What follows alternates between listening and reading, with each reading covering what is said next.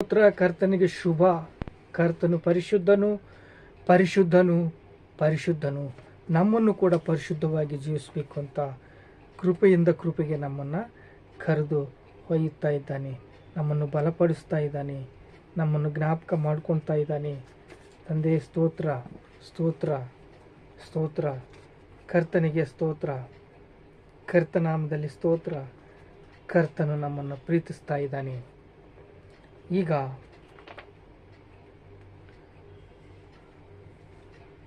ನಮ್ಮನ್ನು ಬಲಗೊಳಿಸಿದ ದೇವರಿಗೆ ಸ್ತೋತ್ರ. ನಮ್ಮನ್ನು ಸ್ಥಿರಗೊಳಿಸಿದ ದೇವರಿಗೆ ಸ್ತೋತ್ರ. ನಮ್ಮನ್ನು ಪ್ರೀತಿಸುವ ದೇವರಿಗೆ ಸ್ತೋತ್ರ. ಇಲ್ಲಿ ಲೂಕಾನ ಬರೆದ ಪತ್ರಿಕೆ 16ನೇ ಅಧ್ಯಾಯ, ಮಾರ್ಕ್ ಬರೆದ ಪತ್ರಿಕೆ 16ನೇ ಅಧ್ಯಾಯ 16ನೇ ವಚನ ನೋಡ್ರಿ. ನೀವು ಲೋಕದ ಎಲ್ಲ ಕಡೆಗೆ ಹೋಗಿ ಜಗತ್ತಲ್ಲೆಲ್ಲ ಸುವಾರ್ತೆಯನ್ನು ಸಾರಿರಿ. ನಂಬಿ ದೀಕ್ಷಾದಾನ ಮಾಡಿಸಿಕೊಳ್ಳುವನು ರಕ್ಷಣೆ ಹೊಂದುವನು, ನಂಬದೇ ಹೋಗುವನು ದಂಡನೆಗೆ ಗುರಿಯಾಗುವನು.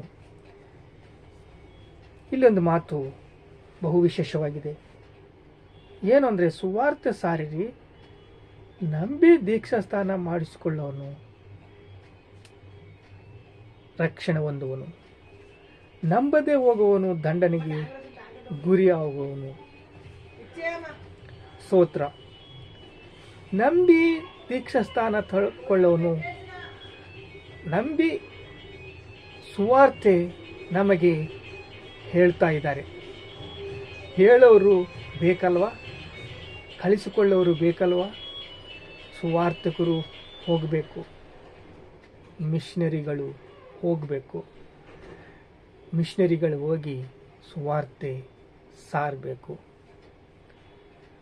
ಹೋಗಿ ಸಾರಿದಾಗ ವಾಕ್ಯವು ಹೃದಯದಲ್ಲಿ ಬಿತ್ತಲ್ಪಡುತ್ತದೆ. ವಾಕ್ಯವು ಹೃದಯದಲ್ಲಿ ಬಿತ್ತಲ್ಪಟ್ಟಾಗ ಅದು ಫಲಿಸುತ್ತೆ. ಮಿಷನರಿಗಳು, ಸುವಾರ್ತಿಕರು ಸುವಾರ್ತೆ ಸಾರಬೇಕು. ನಂಬಿ ಬಾಪ್ತಿಸ ತಗೊಂಡ್ರೆ ರಕ್ಷಣೆ ಹೊಂದ್ತಾರೆ. ಈಗ ರಕ್ಷಣೆ ಹೊಂದಬೇಕಾದ್ರೆ ಇಲ್ಲಿ 2 ವಿಷಯಗಳಿದ್ದಾವೆ. ನಂಬಿ ದೀಕ್ಷಾಸ್ಥಾನ ಮಾಡಿಸಿಕೊಳ್ಳೋನು ರಕ್ಷಣೆ ಹೊಂದುವನು, ನಂಬಿ ದೀಕ್ಷಾಸ್ಥಾನ ತಗೊಳ್ಳೋನು ರಕ್ಷಣೆ ಹೊಂದುವನು. ರಕ್ಷಣೆ ಹೊಂದಬೇಕು ಅಂದರೆ ಸುವಾರ್ತೆ ಹೇಳಬೇಕು, ಸುವಾರ್ತೆ ಸಾರಬೇಕು. ಸುವಾರ್ತೆ ಸಾರಬೇಕು ಅಂದರೆ ಸುವಾರ್ತೆ ಹೇಳಬೇಕು, ಹೃದಯದಲ್ಲಿ ಬಿತ್ತಬೇಕು. ಬಿತ್ತಿದ ವಾಕ್ಯವು ಫಲಿಸಬೇಕು. ಪವಿತ್ರಾತ್ಮನ ಪ್ರೇರೇಪಣದಿಂದ ಫಲಿಸಬೇಕು. ಲೂಕ ಸುವಾರ್ತೆ 11ನೇ ಅಧ್ಯಾಯ 11ನೇ ವಚನದಲ್ಲಿ ತತ್ತಿ ಕೇಳಿದರೆ ಹಾವು ಕೊಡ್ತಾನ ದೇವರು, ಇನ್ನೊಂದು ಊರನ್ನು ಕೇಳಿದರೆ ಆ ಊರೇ ಕೊಡ್ತಾನೆ. ಸ್ವಲ್ಪ ಲೇಟ್ ಆಗುತ್ತೆ, ಕೊಟ್ಬಿಡ್ಬೋದು. 1 ದಿನ, 2 ದಿನ, 10 ದಿನ, 15 ದಿನದಲ್ಲಿ ಕೊಟ್ಬಿಡ್ಬೋದು. ಆದರೆ ಇನ್ನು ಕೆಲಸ ಮಾಡೋಕ್ಕೆ ಚುರುಕಾಗಿ ಇರಬೇಕು. ಪವಿತ್ರಾತ್ಮನನ್ನು ಕೇಳಿದರೆ ಪ್ರೋತ್ಸಾಹದ ವಾಕ್ಯವು ನಿಮಗೆ ಕೊಡ್ತಾನೆ. ಪವಿತ್ರಾತ್ಮನೇ ಕೊಡ್ತಾನೆ. ಪವಿತ್ರಾತ್ಮನೇ ನಿಮಗೆ ಕೊಟ್ಟುಬಿಟ್ಟಿದ್ದಾನೆ. ಕಲ್ವರಿ ಶಿಲುಬೆಯಲ್ಲಿ ಶಿಲುಬೆ ಹತ್ತಿ ರಕ್ತ ಸೂಸಿ ಪ್ರಾಣ ಕೊಟ್ಟು ನಿಮಗೆ ಪ್ರೇರಣವಾದ ವಾಕ್ಯದಿಂದ, ಪ್ರೋತ್ಸಾಹದಿಂದ ನಮಗೆ ಕೊಟ್ಟ ಈ ವಾಕ್ಯವು ಪವಿತ್ರಾತ್ಮನನ್ನು ಕೊಟ್ಟಿದ್ದಾನೆ. ಈ ಪವಿತ್ರಾತ್ಮದಿಂದ ತುಂಬಿಕೊಂಡು ಮಿಷನರಿಗಳಿಗಾಗಿ ಹೋಗಿ, ಸುವಾರ್ತೆಗಳಿಗಾಗಿ ಹೋಗಿ ಎಲ್ಲ ಸುವಾರ್ತೆ ಸಾರಿದಾಗ ನಾವು ಸುವಾರ್ತಿಕರಾಗಿ ಸಾರಬೇಕು. ಈಗ 1ನೇ ಕೊರಿಂಥಿ 3ನೇ ಅಧ್ಯಾಯ 9ನೇ ವಚನ ಏನು ಹೇಳುತ್ತೆ ನೋಡೋಣ. ನೋಡ್ರಿ, 1ನೇ ಕೊರಿಂಥಿ 3ನೇ ಅಧ್ಯಾಯ 9ನೇ ವಚನ. ನೀವು ದೇವರ ಹೊಲವು, ನೀವು ದೇವರ ಹೊಲವು, ದೇವರ ಕಟ್ಟಡವು ಆಗಿದ್ದೀರಿ. ದೇವರು ನಮಗೆ ಕೃಪೆಯಿಂದ ಒಪ್ಪಿಸಿದ ಕೆಲಸವನ್ನು ನಡೆಸಿ ನಾನು ಪ್ರವೀಣಶೀಲೆಯಂತೆ ಅಸ್ಥಿರವನ್ನು ಹಾಕುವನು, ಮತ್ತೊಬ್ಬನು ಅದರ ಮೇಲೆ ಕಟ್ಟುತ್ತಾನೆ, ಪ್ರತಿಯೊಬ್ಬನೂ ತಾನು ಅದರ ಮೇಲೆ ಎಂಥವನ್ನು ಕಟ್ಟುತ್ತಾನೋ ಎಚ್ಚರಿಕೆಯಾಗಿರಬೇಕು. ನೋಡ್ರಿ, ದೇವರ ಕಟ್ಟಡವು, ದೇವರ ಮನೆಯೂ, ದೇವರ ಹೊಲವೂ ಆಗಿದ್ದೇವೆ. ದೇವರಿಗೆ ನಾವು ಕೆಲಸಗಾರರಾಗಿ ಇದ್ದೇವೆ. ಒಳ್ಳೆಯ ಕೆಲಸಗಾರನು ಏನು ಮಾಡ್ತಾನೆ? ವೇದನೆಯಿಂದ ಸುವಾರ್ತೆಯನ್ನು ಪ್ರಕಟಿಸುತ್ತಾನೆ. ಪ್ರಸಂಗಿ ಗ್ರಂಥ 12ನೇ ಅಧ್ಯಾಯದಲ್ಲಿ ದುರ್ದಿನ ಬರೋದಕ್ಕಿಂತ ಮುಂಚೆ ನಾವು ಸೃಷ್ಟಿಕರ್ತನನ್ನ ಜ್ಞಾಪಕದಲ್ಲಿ ತಗೋಬೇಕು. ಈ ದುರ್ದಿನ ಬರೋದಕ್ಕಿಂತ ಮುಂಚೆನೇ ನಾವು ಯೇಸು ಕ್ರಿಸ್ತನನ್ನು, ಸೃಷ್ಟಿಕರ್ತನನ್ನು ಸ್ಮರಣೆಗೆ ತಂದುಕೊಂಡು ನಾವು ಯಾರು, ಎಲ್ಲಿಗೆ ಹೋಗ್ತೀವಿ, ಆತ್ಮ ಸತ್ರೆ ಎಲ್ಲಿಗೆ ಹೋಗ್ತೀವಿ, ಈ ಆತ್ಮ ನರಕಕ್ಕೆ ಹೋಗ್ತೆ ಅಂತ ಹೇಳಿದಾಗ, ಸುವಾರ್ತಿಕರು ಹೇಳಿದಾಗ ನಾವು ಕೇಳಬೇಕು. ಕೇಳುವ ಕಿವಿ ನಮಗೆ ಕೊಟ್ಟಿದ್ದಾರೆ. ನಾವು ಕೇಳಿದಾಗ ಸುವಾರ್ತೆಯನ್ನು ನಾವು ಕೇಳಿ ಯಾವಾಗ ಈ ನಂಬಿ ದೀಕ್ಷಾಸ್ಥಾನ ತಗೊಳ್ತಾರೋ ರಕ್ಷಣೆ ಹೊಂದ್ತಾರೆ.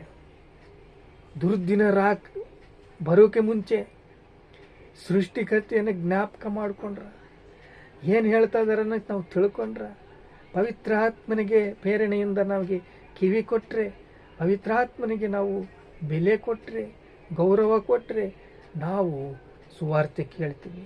ಕೇಳಿದ ವಾಕ್ಯವು ಫಲಿಸುತ್ತೆ. ಈಗ ವಾಕ್ಯವು ಫಲಿಸಿದಾಗ ನಾವು ಬಲಗೊಳ್ತೀವಿ. ದೇವರ ರಾಜ್ಯಕ್ಕೆ ನಾವು ಹೋಗ್ತೀವಿ. ನಂಬಿ ದೀಕ್ಷಾಸ್ಥಾನ ತಗೊಂಡವನು ರಕ್ಷಣೆ ಹೊಂದ್ತಾನೆ. ಶಿಲುಬೆಯಲ್ಲಿ ಘೋರವಾದ ಮರಣ ಅನುಭವಿಸಿದ್ದಾನೆ. ಶಿಲುಬೆಯಲ್ಲಿ ಘೋರವಾದ ಶ್ರಮೆ ಅನುಭವಿಸಿದ್ದಾನೆ. ಶಿಲುಬೆಯಲ್ಲಿ ಘೋರವಾದ ರಕ್ತವನ್ನು ಚಿಂದಿಸಿದ್ದಾನೆ,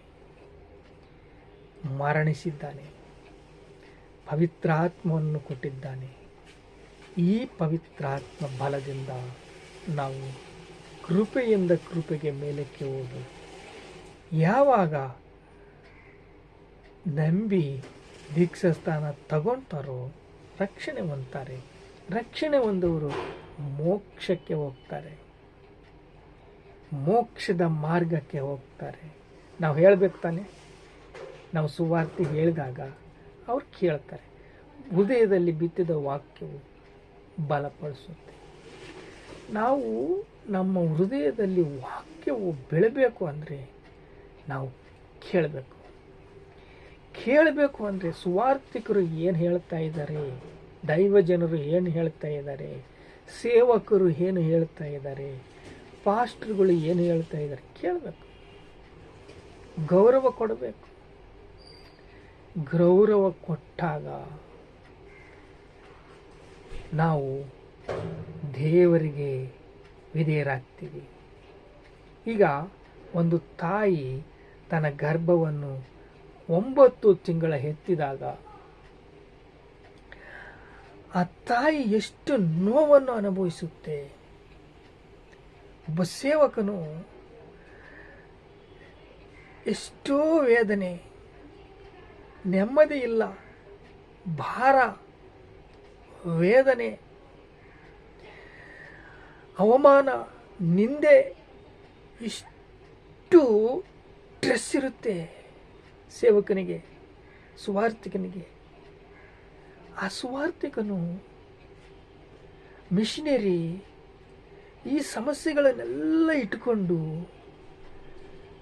ಹ್ಯಾಪಿನೆಸ್ ಆಗಿ, ಸಂತೋಷವಾಗಿ ದೇವರ ರಾಜ್ಯಕ್ಕೆ ಒಂದು ಆತ್ಮವನ್ನು ಕರೆದೊಯ್ಯಬೇಕು ಅಂದರೆ ನಮ್ಮಿ ಬಾಪ್ತಿಸ ಕೊಡಬೇಕು ಅಂತ ಸುವಾರ್ತೆ ಹೇಳೋಕೆ ಎಷ್ಟೋ ವೇದನೆಯಿಂದ ಸುವಾರ್ತೆ ಹೇಳಿದಾಗ ನಂಬಿ ದೀಕ್ಷಾಸ್ಥಾನ ತಗೊಂಡವರು ಪಶ್ಚಾತ್ತಾಪಟ್ಟಾಗ, ಪಾಪಗಳನ್ನು ಬಯಸಿದಾಗ, ಈ ಪಾಪಗಳನ್ನು ಯಾವಾಗ ನೀವು ಹರಕೆ ಮಾಡ್ಕೊಳ್ತೀರೋ, ಏಸಪ್ಪ ನನ್ನ ಪಾಪಗಳನ್ನು ಬಯಸು ಸ್ವಾಮಿ, ನನಗೆ ವಿಮುಕ್ತಿ ಕೊಡು ಸ್ವಾಮಿ ಅಂತ ನೀವು ಯಾವಾಗ ಕೇಳ್ಕೊಳ್ತೀರೋ ಆವಾಗ ಪಾಪಗಳು ವಿಮೋಚಿಸಿದ ದೇವರು, ನಿಮ್ಮನ್ನು ವಿಮೋಚಿಸಿದ ದೇವರು ಒಂದು ತಾಯಿ ಗರ್ಭದಲ್ಲಿ 9 ತಿಂಗಳ ಎತ್ತಾಗ ವೇದನೆ ಎಷ್ಟು ಪಡಿತಾಳೋ, ಒಬ್ಬ ಕೂಸನ್ನು, ಮಗುವನ್ನು ಜನ್ಮಿಸಿದಾಗ ಆ ಕೂಸು ಗರ್ಭದಲ್ಲಿ ಎಷ್ಟೋ ಹೋರಾಟ, ಎಷ್ಟೋ ವೇದನೆ, ಎಷ್ಟೋ ಬಾಧೆ, ಎಷ್ಟೋ ಕಷ್ಟಗಳು, ಎಷ್ಟೋ ವೇದನೆಗಳು ಅವನ್ನೆಲ್ಲವನ್ನು ನುಗ್ಗಿಕೊಂಡು ಹೆರಿಗೆ ಆದಮೇಲೆ ಒಬ್ಬನನ್ನು ಸಂಪಾದಿಸಿಕೊಂಡಿದ್ದೀನಿ, ಒಂದು ಮಗುವನ್ನು ಸಂಪಾದಿಸಿಕೊಂಡಿದ್ದೀನಿ, ಒಂದು ಕೂಸನ್ನು ಎತ್ತಿದ್ದೀನಿ ಅಂತ ಎಷ್ಟು ಸಂತೋಷ ಸಮಾಧಾನ ಪಡ್ತಾಳು. ಹಾಗೆ ಯಾವಾಗ ಹೊಲದಲ್ಲಿ ವಾಕ್ಯವನ್ನು ಬಿತ್ತುತ್ತಿರೋ, ಹೃದಯದಲ್ಲಿ ವಾಕ್ಯವು ಬಿತ್ತುತ್ತಿರೋ, ಉತ್ತರ ಪ್ರದೇಶದಲ್ಲಿ ಆಗ್ಬೋದು, ಜಾರ್ಖಂಡ್ನಲ್ಲಿ ಆಗ್ಬೋದು, ರಾಜಸ್ಥಾನಲ್ಲಿ ಆಗ್ಬೋದು,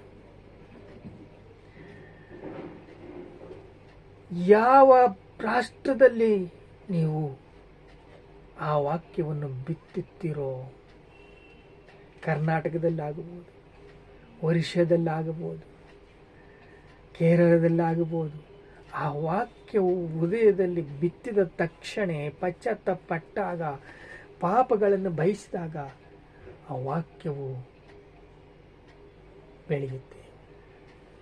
ಒಂದು ಮಗುವು ಒಂದು ತಾಯಿ ಗರ್ಭದಿಂದ ಹೆರಿಗೆ ಆದಾಗ, ಜನ್ಮಿಸಿದಾಗ ತಾಯಿಗೆ ಎಷ್ಟು ಸಂತೋಷ, ಸುವಾರ್ತಿಕನಿಗೆ ಅಷ್ಟೇ ಸಂತೋಷ, ಸಮಾಧಾನ, ಕೃಪೆ, ದಯೆ, ಕನಿಕರ ಎಲ್ಲ ಕೂಡ ನಮಗೆ ದೇವರು ನೀಡ್ತಾರೆ.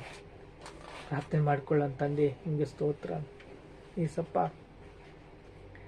ಕೃಪೆಯಿಂದ ಕೃಪೆ ಕರ್ಕೊಂಡು ಹೋಗೋದಕ್ಕೆ, ಒಂದು ತಾಯಿ ಗರ್ಭದಲ್ಲಿ ಎಷ್ಟು ಹೋರಾಟ, ಎಷ್ಟು ವೇದನೆ, ಎಷ್ಟು ಬಾಧೆ, ಎಷ್ಟು ಸಂಕಟ, ಒಂದು ಸುವಾರ್ತಿಕನಿಗೆ ಅವಮಾನ, ನಿಂದೆ, ಬಾಧೆ, ಕಷ್ಟ, ಎಷ್ಟು ಟ್ರಸ್ಟ್ ಇರ್ತವೆ.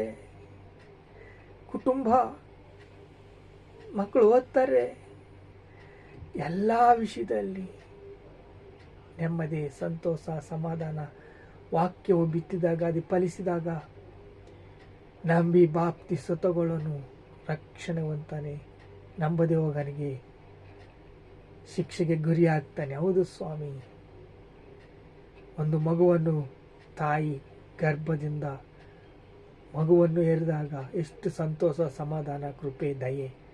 ಹಾಗೆ ನಮಗೆ ದಯೆ, ಕೃಪೆ, ಸಮಾಧಾನ, ಶಾಂತಿ ಎಲ್ಲ ಒಂದು ಆತ್ಮರಕ್ಷಿಸೋಕ್ಕೆ ನಂಬಿ ಬಾಪ್ತಿಸ್ಮ ತಗೊಳ್ಳೋನು, ನಂಬಿ ದೀಕ್ಷಾಸ್ಥಾನ ತಗೊಳ್ಳೋನು ರಕ್ಷಣೆವಂತಾನೆ. ಹೌದು ಸ್ವಾಮಿ, ನಂಬಿ ದೀಕ್ಷಾಸ್ಥಾನ ತಗೊಳ್ಳೋನು ರಕ್ಷಣೆವಂತಾನೆ.